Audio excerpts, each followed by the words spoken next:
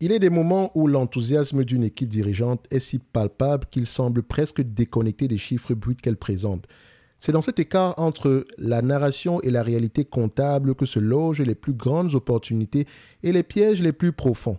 L'histoire récente de Salesforce nous offre une illustration parfaite de cette dynamique. Marc Benioff, son cofondateur, n'a jamais semblé aussi convaincu, affirmant n'avoir jamais été plus enthousiasmé par quoi que ce soit dans toute sa carrière. Donc, une telle ferveur venant d'un pionnier de l'industrie ne peut être ignorée. Elle nous oblige à chercher ce qui motive au-delà des simples lignes d'un rapport financier. Donc, c'est important de savoir pourquoi est-ce qu'il est optimiste. OK? Et quel est le narratif ici derrière? La confiance de la direction s'ancre dans des fondations qui, à première vue, paraissent solides. Un chiffre d'affaires de 10,25 milliards de dollars au deuxième trimestre, en hausse de 10%, et une augmentation de 26% des nouvelles affaires, donc des nouveaux contrats de plus de 1 million de dollars. Donc, mais le cœur du réacteur, le problème, la source de cette effervescence, comme vous voulez, donc parce que c'est en même temps le problème, d'accord, se trouve ailleurs. Il s'agit de l'intelligence artificielle, incarnée par deux noms, Data Cloud et Agentforce. Les revenus récurrents annuels liés à ces produits ont atteint 1,2 milliard de dollars, une croissance vertigineuse de 120% en un an. Ce n'est plus une simple projection, c'est une réalité commerciale tangible. Des entreprises aussi diverses que DirecTV, PenFed, Under Armour, Reddit, Williams-Sonoma intègrent ces technologies et même l'armée américaine, on pourrait rajouter. Donc, même des entités comme l'armée américaine déploient Agentforce, signe d'une adoption qui transcende les secteurs. L'entreprise se sent assez sûre d'elle pour relever ses prévisions, anticipant près de 15 milliards de dollars de flux de trésorerie d'exploitation pour l'année, donc les fameux operating cash flow. Pourtant, en écoutant attentivement les questions posées par les analystes de Goldman Sachs, Morgan Stanley ou Jefferies, une autre musique se fait entendre. Et je rappelle une chose, ce qui est important par rapport à ce que disent les analystes, ce n'est pas le price target, ça on s'en fout. Le price target va juste dire qu'on est optimiste ou pessimiste par rapport au moment. C'est le pourquoi du comment derrière. Très souvent, vous n'avez pas accès à ces notes-là, mais dans les conférences calls ici, vous pouvez déjà peser l'optimisme ou bien le pessimisme, parce que les analystes posent de bonnes questions. D'accord? Par exemple, savoir si l'entreprise va faire du free cash flow l'année prochaine, le trimestre prochain, ça ne m'intéresse pas. À la fin de l'année, ça peut être intéressant. L'année prochaine, ça peut être intéressant. Quelles sont les raisons derrière cet optimisme-là? C'est ça qui m'intéresse comme question. OK? Donc, quand vous lisez un rapport financier, écoutez toujours le conference call. Et faites attention parce que le narratif, même quand les résultats sont complètement mauvais, est toujours optimiste. Enfin, majoritairement optimiste chez les compagnies. C'est leur rôle. Ce sont avant tout des vendeurs. On croit uniquement ce qu'on voit. S'ils vous disent que oh, on a un segment très dynamique, etc., et que ce segment, le dynamisme chez eux, c'est 3% de croissance, faites attention. D'accord? Il faut faire attention aux mots valises qui ne veulent strictement rien dire du tout par rapport à la situation du moment. Donc, quand on écoute ici les analystes en question, ce n'est pas une musique de doute qu'on entend, mais de prudence méthodique, on va le dire comme ça. Leur curiosité ne porte pas tant sur les succès du trimestre passé que sur la pérennité et la nature de cette nouvelle croissance. Trimestre passé, c'est bien. La pérennité et la nature de la croissance à venir également, c'est très important. Et les questions posées sont simples. L'IA va-t-elle simplement étendre le modèle SaaS existant? D'accord? Comme le soutient Marc Benioff, ou risque-t-elle de le voir concurrencer par de nouvelles applications natives plus agiles? Et ça, c'est le risque, parce que quand vous voyez à peu près ce que l'IA est capable de faire aujourd'hui, on tire rapidement la conclusion, oh, on n'aura plus besoin de logiciels comme CRM. C'est pas aussi, pour moi, à mon avis, jusqu'à présent, c'est pas, je vais dans le sens de Marc Benioff, l'IA ne sera qu'une continuité du SaaS, ça sera du SaaS amélioré, on va le dire comme ça. Ok? Les gens qui vont utiliser les produits, fait rapidement sur une IA, etc. C'est efficace, hein? Mais c'est efficace pour une petite entreprise de quelques personnes. Quand on veut gérer un grand groupe, laissez-moi vous savoir, il n'y a pas de place à l'amateurisme. Bien sûr, ils peuvent développer ces éléments-là en interne. Mais comme dans toute chose ici, la spécialité est toujours une entreprise spécialisée qui ne fait que ça. Et donc, ce n'est que le métier aura toujours... Enfin, il y a de grandes chances qu'elle ait tendance à proposer un produit généralement supérieur. Bref, ça, ce n'est que mon avis sur le moment. Et je tiens à mentionner une chose. Je suis actionnaire de Salesforce, comme je suis actionnaire de Meta, comme je suis actionnaire de Google, comme je suis actionnaire d'Amazon, comme je suis actionnaire de Microsoft, comme je suis actionnaire de UNH, comme je suis actionnaire de McKesson, et j'en passe. Et je cite ces entreprises-là parce que c'est juste pour vous mentionner une chose, c'est que mon raisonnement peut être biaisé. Et également, c'est pour signifier une chose, c'est qu'en période difficile, c'est à ce moment-là qu'on reconnaît les vrais investisseurs. Si vous me suivez depuis très longtemps, vous savez que je suis optimiste sur Salesforce. Je suis optimiste sur Meta. Je suis optimiste sur Google qui fait un all-time high aujourd'hui. Hein? Ce n'est plus la fin du monde. On a parlé du procès dernièrement. Je vous avais toujours dit que cette compagnie, même divisée en 4 parties, vaut toujours autant que l'entité réunie en date d'aujourd'hui. Donc, le fait qu'on applique ici la loi antitrust, enfin, en termes, si on parlait de prévision, etc., si elle est démantelée, ça ne me dérange pas plus que ça parce que je recevrai des parties de cette entreprise.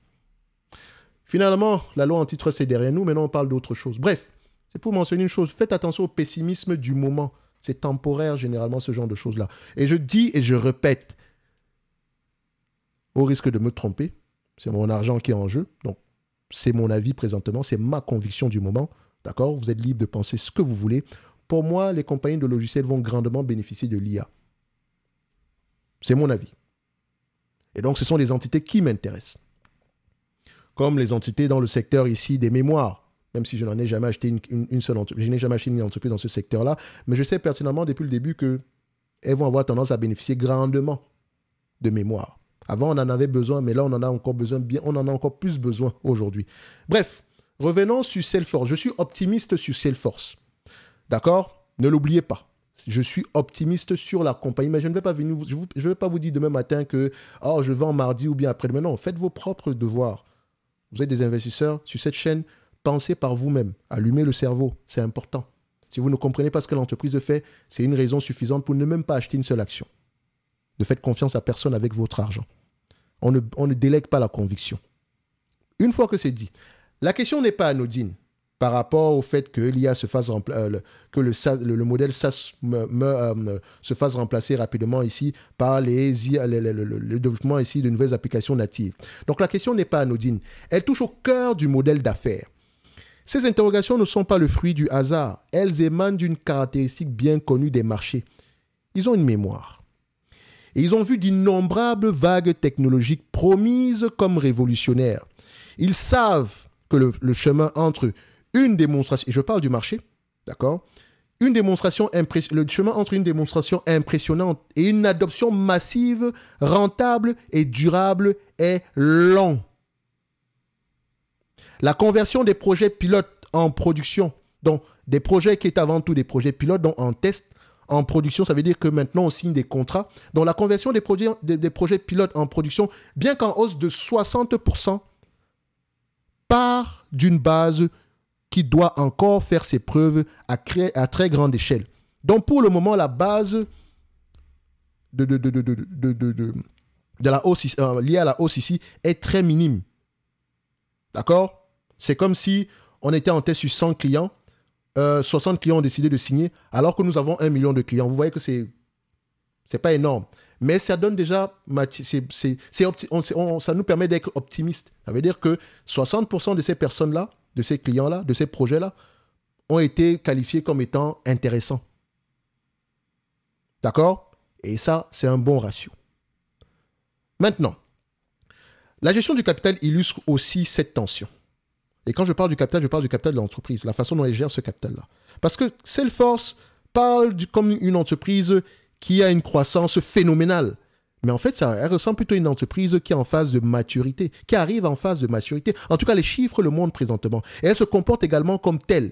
Donc la gestion du capital illustre aussi cette tension. D'un côté, une nouvelle autorisation de rachat d'actions de 20 milliards et le versement d'un dividende, les attributs d'une... Enfin, quand je dis d'un côté...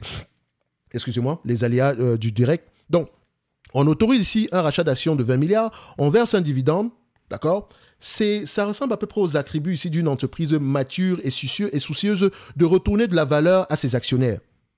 De l'autre, la porte laissée grande ouverte à des acquisitions, une posture typique d'une entreprise en quête de sa prochaine phase d'expansion. Il faut se dire ici que c'est une entreprise qui croit généralement par acquisition, majoritairement. Il me semble même qu'il y a une acquisition qui est en cours présentement, qui n'a pas encore été validée à 100%. OK? Donc, Quand vous décidez de retourner l'argent aux actionnaires, ils se disent que peut-être vous n'avez pas mieux à faire avec cet argent-là. Pourtant, vous avez un narratif d'une compagnie en croissance. En tout cas, l'avenir nous dira si c'est un bon choix. Et c'est le dilemme classique d'un géant technologique. Faut-il consolider ses acquis ou parier massivement sur l'avenir? La réponse de Benioff est audacieuse. Et je cite, « Nous allons faire les trois. Rachat d'actions, versement de dividendes, acquisition. » Mais elle souligne la complexité de la phase actuelle. Parallèlement, derrière la vision grandiose d'une entreprise agentique, comme un temps on veut l'appeler, d'accord, se cache la réalité plus prosaïque des restructurations. Des réductions d'effectifs dans certaines équipes de support servent à financer cette transformation et améliorer la profitabilité. Et même au sein de cette euphorie, des zones de faiblesse persistent. On les retrouve dans des activités liées au marketing, au commerce ou encore sur des marchés comme le Royaume-Uni et le Japon. Aucune histoire, aussi belle soit-elle, n'est parfaitement linéaire.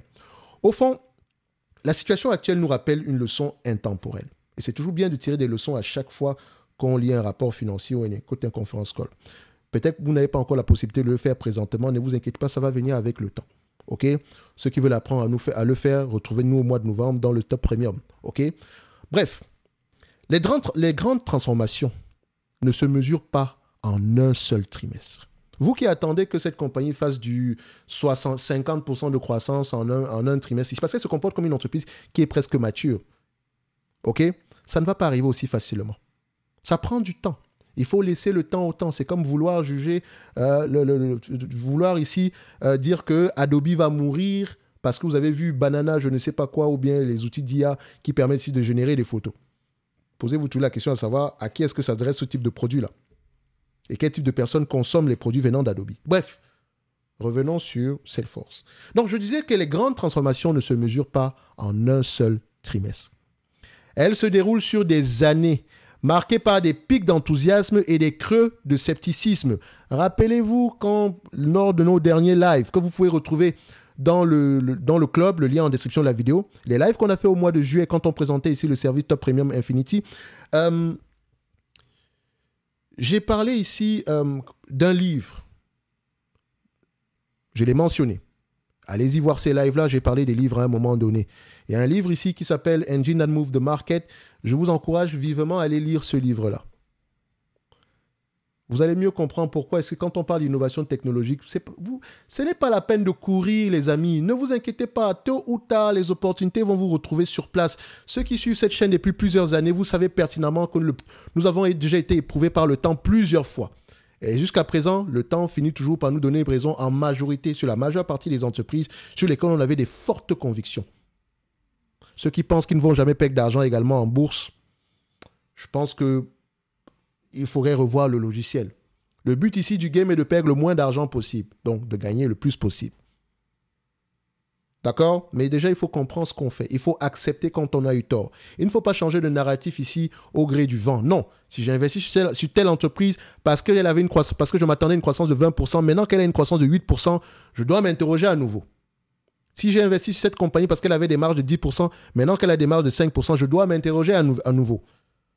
Il faut revoir de manière trimestrielle ou bien de manière semestrielle ici vos thèses d'investissement. Donc, la transformation se déroule sur des années, marquées par des pics d'enthousiasme et des creux de scepticisme. OK? On l'a vu précédemment avec Meta. On l'a vu avec Google dernièrement. Enthousiasme, maintenant on passe à l'enthousiasme. On a passé le scepticisme ici. Et pendant ce temps, le narratif a toujours été le même chez nous. Optimisme. Et ça se voyait. OK? Bref, l'exercice pour celui qui alloue son capital, dont je parle de toi, qui m'écoute en date d'aujourd'hui. L'exercice pour celui qui alloue son capital n'est pas de déterminer si l'IA est une révolution. L'IA est probablement une révolution. Mais ton rôle est de juger si une entreprise spécifique saura la transformer en profit durable et croissant, ainsi que à quel rythme. Le récit de la direction est celui d'une accélération imminente. Les chiffres, pour l'instant, montrent une croissance solide et rentable, mais pas encore l'hypercroissance que la narration suggère. Parce que Marc Benioff, quand il parle, tu penses que c'est C'est une entreprise qui doit faire du 50% en moyenne ou bien du 30% en moyenne en termes de chiffre d'affaires. Ça ne se voit pas pour le moment. Et je peux comprendre parce qu'il y a toujours un décalage. D'accord? Donc le véritable enjeu est de savoir si la réalité finira par rattraper l'histoire ou le narratif, ou si le narratif devra un jour se modérer pour s'aligner sur la réalité. Et ça, c'est mon avis en date d'aujourd'hui par rapport à Salesforce. Je sais que parmi vous, tout ce qui intéresse la majeure partie de ceux qui ne veulent pas aller plus loin que les chiffres, c'est savoir si l'entreprise est sous-évaluée en date d'aujourd'hui. Oui, elle est sous-évaluée selon moi. C'est une entreprise, en date d'aujourd'hui, on me demande de payer 257 $. Enfin, peut-être que c'est bien moins que ça parce que à l'heure où je tourne cette vidéo-ci, je le fais en live, hein, on est à 242 $. On me demande de payer 242 $ une entreprise qui pourrait me rapporter 15 $ d'ici 2027. Parce que les chiffres sont bons. Faut le dire. Dans 243, je vais le faire comme ça. Ça donne à peu près un rendement sur coût de 6% pour une entreprise qui a au moins une croissance de 10% en moyenne. Je ne surpaye pas. Et ça reste une entreprise qui peut s'échanger à 25 fois entre 20 et 25 fois les bénéfices. Le but du game ici est d'abord de ne pas perdre d'argent. Donc pour moi, en date d'aujourd'hui, si je décide de payer 25 fois les bénéfices de telle entreprise, c'est parce que je pense qu'elle a un pricing power qu'elle pourrait utiliser tôt ou tard. On n'est pas à l'abri d'acquisition ici. Et donc à 25 fois les bénéfices ici, et là j'ajuste ici par rapport, c'est déjà ajusté par rapport au stock-based compensation, ça donne à peu près 362 $ l'action. C'est une entreprise qui n'est pas endettée. 362 $ l'action, je pourrais mettre ça en target ici. Donc, pour ceux qui ont accès à la watchlist ici, dans le top premium, je mettrai à jour la watchlist par rapport à CRM. Et pour ceux qui, je pense que vous avez suivi les lives ici au mois de juillet, je rappelle que ces lives-là, ils sont disponibles, mais uniquement dans le club. Vous savez que Salesforce est une entreprise que nous avons suggérée dans le top premium et qu'on continue encore à suivre en date d'aujourd'hui. Donc, il ne s'agit pas de mentionner une entreprise, mais il faut également faire le suivi derrière. Parce qu'en période de doute, comme présentement, parce que là, nous sommes en période de doute, le pessimisme ambiant, tu te lèves le matin, tu te demandes « Ouais, mais les résultats, elle a fait moins 5%, je ne comprends pas. » On s'en fout. La variation du prix de l'action n'est que là pour nous servir. Quand je lis les chiffres, j'écoute le conference call, l'optimisme demeure chez moi. Mais ce n'est pas un optimisme aveugle. Je peux mettre un nom sur les chiffres, la raison derrière. Et je peux comprendre qu'il y a un décalage entre le moment, et c'est comme ça dans toutes les compagnies de logiciels. Allez regarder. Lesquelles sont aujourd'hui en train de bénéficier grandement de l'IA? Elles ne sont pas nombreuses. Ou elles n'existent presque pas encore en date d'aujourd'hui. Ça va petit à petit. L'IA aujourd'hui a du sens dans tout ce qui concerne ici. Enfin, ce qui en bénéficie, c'est au niveau des infrastructures, des fournisseurs de data center. Et même là-bas, je vous dis que la concurrence sera basée sur les services à valeur ajoutée, sur les coûts de production. Oui, sur les coûts de production, ne l'oubliez pas. Et donc, il y a également des entités comme Nvidia qui en bénéficient, des vendeurs des vendeurs ici d'appareils pour les semi-conducteurs qui en bénéficient, mais dans toute la chaîne de valeur ici, au niveau ici du matériel, c'est à ce niveau-là qu'on en bénéficie grandement, mais au niveau du dématérialisé, donc des logiciels de manière générale, ce n'est pas encore le cas. Ça va lentement, mais sûrement. Moi, je suis optimiste par rapport à ce que je vois en date d'aujourd'hui. Imaginez juste que la partie concernant le Data Cloud et AI ici monte, on a parlé ici de 120% sur un an.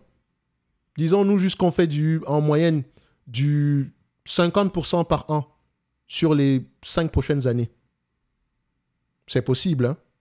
Ça donne à peu près 9 milliards potentiels. Et l'entreprise vous a mentionné ici qu'on a viré à peu près quelques milliers de personnes parce qu'on considère que l'IA peut nous permettre ici de faire le travail qu'ils faisaient avant. Donc, on parle également ici d'amélioration d'efficience. Et quand vous regardez du Salesforce, excusez-moi d'être long, hein, c'est parce que c'est même pas parce que j'ai pas besoin de me justifier. C'est l'entreprise, en fait, c'est le narratif parfois qui... J'aimerais que vous pensiez, j'aimerais vous encourager à penser au-delà des chiffres. C'est important. Regardez Salesforce. Quand vous regardez une entreprise pareille, accélération ici de la croissance des revenus, baisse des marges brutes. Maintenant, depuis 2022, on a une augmentation des marges brutes. Ça veut dire qu'on utilise notre pricing power. Regardez les marges EBITDA. Elles ont commencé à augmenter avant même que les marges brutes ne commencent à augmenter de manière drastique. Et ça, on continue. Et donc, ça veut dire ici que tout revenu supplémentaire descend directement au niveau des bénéfices opérationnels. Mais attention, quand on parle de l'EBITDA, vous avez encore la dépréciation, amortissement, vous avez les intérêts, vous avez les taxes. Enfin, quoique l'intérêt, il n'a pas une énorme dette. Donc, il y a les taxes ici. Ça prend également en considération des SBC. Mais ça reste déjà assez encourageant. On utilise notre pricing power. Il est là. Il est présent. Les free cash flows sont là, les net income sont là, même si les free cash flows doivent être ajustés par rapport aux SBC qui sont de l'ordre de 3 milliards ici aujourd'hui. Mais cette compagnie peut littéralement, il y a de grandes chances qu'on s'attende à qu'on ait une croissance moyenne de 10% sur les années à venir. 10% de croissance en termes de revenus n'est pas synonyme de 10% de croissance en termes de bénéfices nets. Ça peut être bien plus élevé que ça.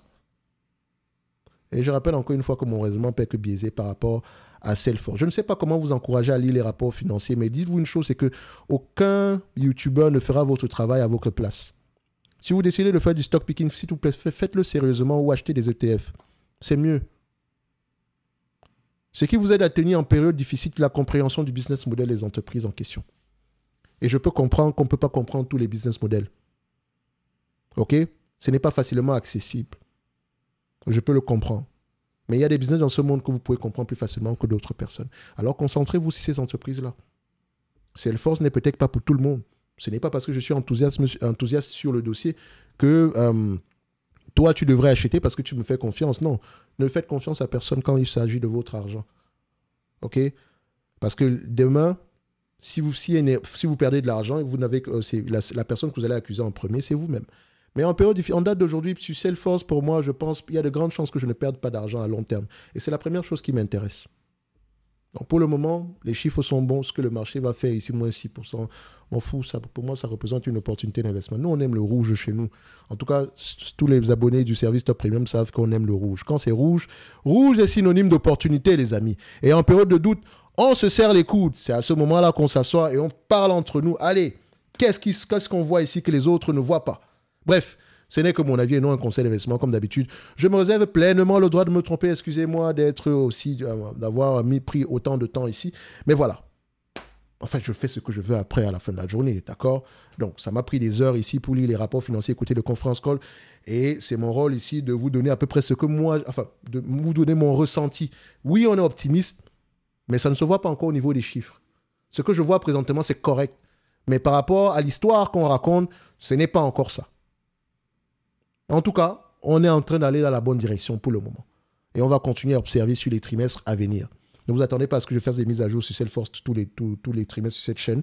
La majeure partie du temps, je vais uniquement le faire dans le service Top Premium. Donc, peut-être de temps en temps, une fois par an, mais en passant par là. Et après, intéressez-vous à cette compagnie. Allez-y regarder au-delà des chiffres. Merci, au revoir.